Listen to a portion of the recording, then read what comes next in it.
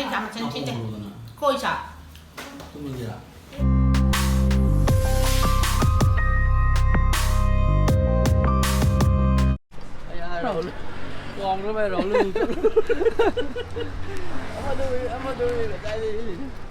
Good morning guys, welcome back to my channel. Mayam nungai bina khalika. Aw da lai jikoi kaka hoidani. Aina ngasi sum aina habado magi momo gi dukan haidi momo gi cafe haigedra. Koi yu makha taw habado.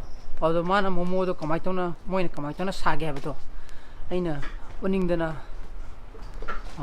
tawbani ko adu mayam dai share tawjarake moina kamai tona semi sake haibadu modu utkena I lakpani lao sila ao adu na ngasi gi blog sidi modu gi mate mai dum hapsarakani ka adu na I horen blog ki marakta dum hapsarage ka adu na je yum da salaji ya an cham thagi go sa ai sa thani dana chilei ne pangai du ne thadawo ko sia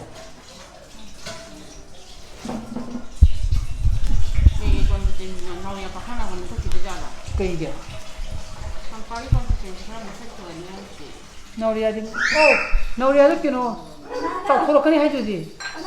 나우리아 그냥 뭐 분질러서니 해봐라. 메이저는 그래 여러분이 가는 나무 해내 김내봐. 뭐두기 오랜만이. 메이저지 매 파는 찡은거니. 거기 끼노 그래 친구 친구 떨어거니 하이브내가. 항아봐. 사무로 시켜주지 사무로 먹고네. 아우두네. 어디 거기 나오려다 찡대고 스무로 오고. Panchayat चिंगीदना election जेने election चिंगदेबा मधु इखरा सिमु सिनि नामु तौनेगा हाइनाबदो मधु ओइरमगनेबा सिदा खबरदा यावरिजे कोई company खरा मुतकने जे एजु मनुंग पातेबा औदंग सै खरा changes खरा हाइदि हाना यावदब lump खरा लौक्षलगा अतोपा constituency दाना ओलकदब ओइरमगनेबा हाइरिजे मधुनेबा जे हाइनाइजे ला सिदा इसानो पागा इन पे केने अदन ले से सिदा वीडियो दि कापरो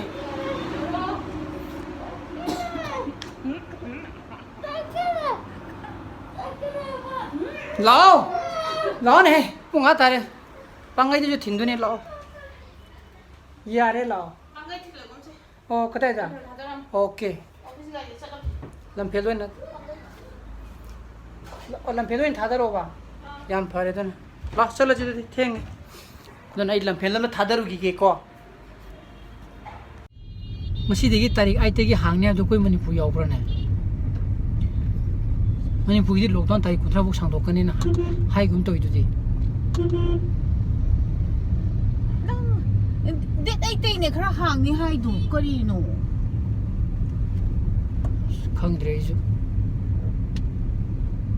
अदु सिदैने खरा रिलैक्स तौनी हाइदे दुनाने दाबिना ngरang माइ फेसबुक थागा लेदो खरा हांगनी हाइमनिना सोशल डिस्टेंसिंग जो लेरय आइजु फदिगोम लेबो जकने थागा लेदो एदु तादि आइजु फॉर्मल ड्रेस कर लेदे आद्र वाइ आई फॉर्मल ड्रेस सेतना जींस सेला चलो हैराबा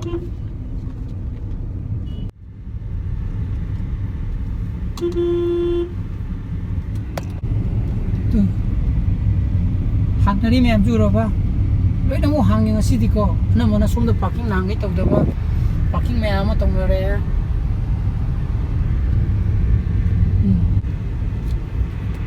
somgi sasi ju nangai park tawdame ba gari je anam bana ngasi di phajana park to juroba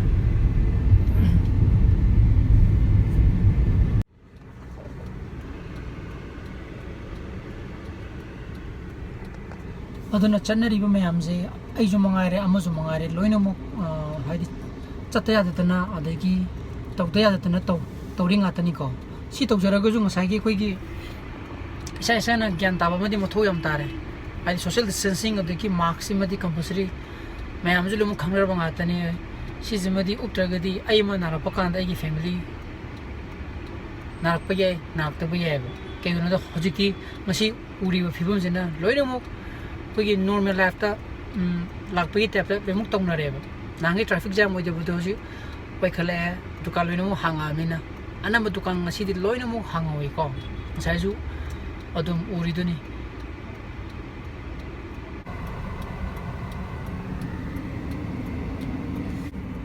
kui hai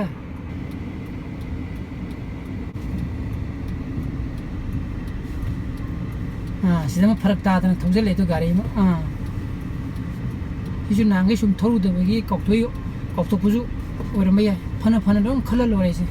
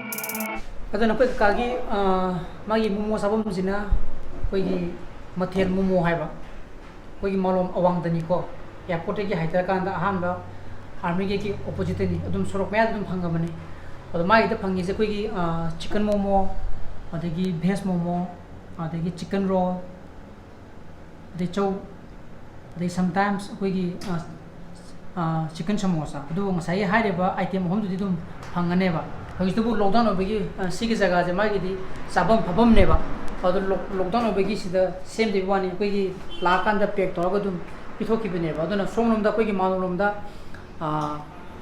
haidaraga if momo sani ga di sidum chaba ya ni ko aduna sida changa ga dum taste of biro hawi hauti du aduna emta momo sa gi ko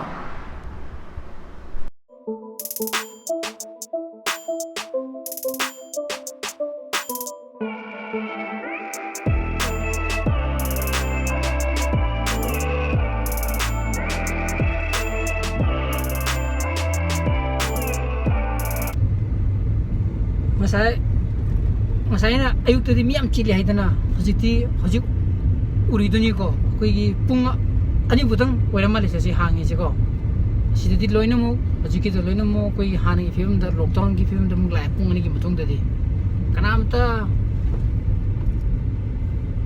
tumil puk pai dre dini hojik na masai khuchin du de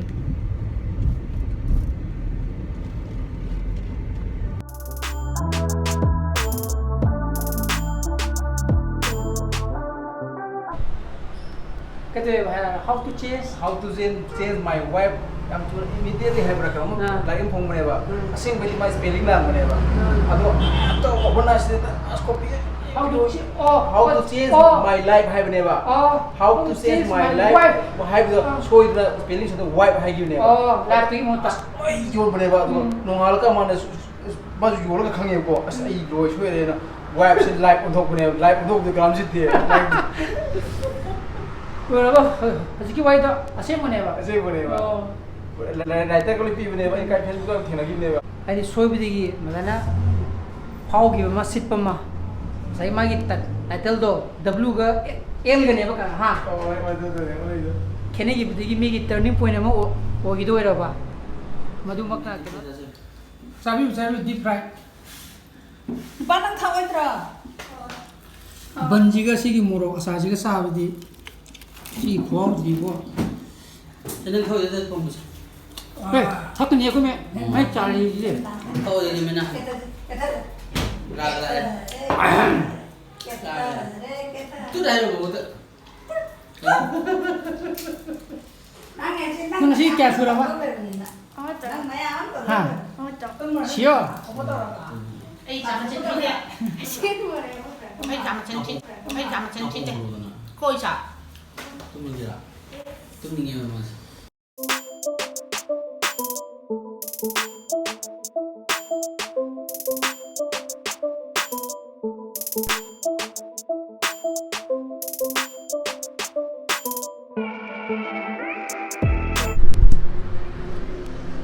hojiki aina uliba poto angang masagi ne ba Amazon degi chain mane masai yorok mane hai di fodi arriving baby hai tare ko boy obi ye girl obi ye mududi laba ga tamane adona mongon der ko masai ki pop me hai di plastic packet me anudi lumu dispose of thokare mudu masai ki ai gi nupi gi manau pi namu cha ko budo adu tha zula ba July first pick tane ba magi delivery je aduna magi khalaga chenbi bane potu ju yamna faye adigi reasonable oi 4 piece ni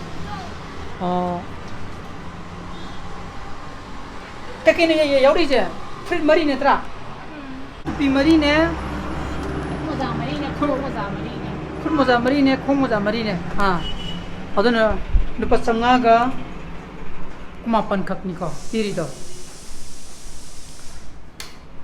aduna reasonable yamna oye potu ju haidi angangi oina tawbuni ne yamna phai haidi pure cotton ki tap to yam soft oeba madugi ni ta mai sudo ga phagdo ini ko loine mo haidi noi ta ba khara ju precaution ju khar law da dai ya da ba ku ju lawri khana lak lawra ga ju soyo na tamagadi kadai de ni kari de no dum ai ju mangare mi mo ju mangare adum nagi bu khau de ko do na da badi loine mo poisonu adu khakini da ina so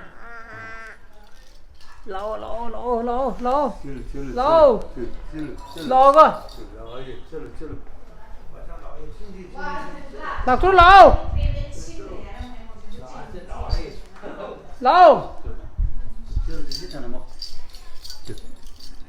like ja ha nang ka je tu ba ada kwa ka tenda maje moi mabu hoida kwa ka ten sakidure ko hafta ma inatra ha natra adana hafta ma upang aro natra adana inga si blog si swai si lo senjarage ai gi blog sibu video sibu pambi ba thola gadi like to biramo anu video su biragana subscribe to biramo ko adana hey gi blog to mok tenera si ngisana faja lebio so please be safe and be healthy. Choo. Bye bye to Togro. Bye bye. Flying kiss. Flying kiss. Flying kiss mta. To. Am to flying kiss oro. Sam kai hoga. Uda. Bye bye to. Bye bye.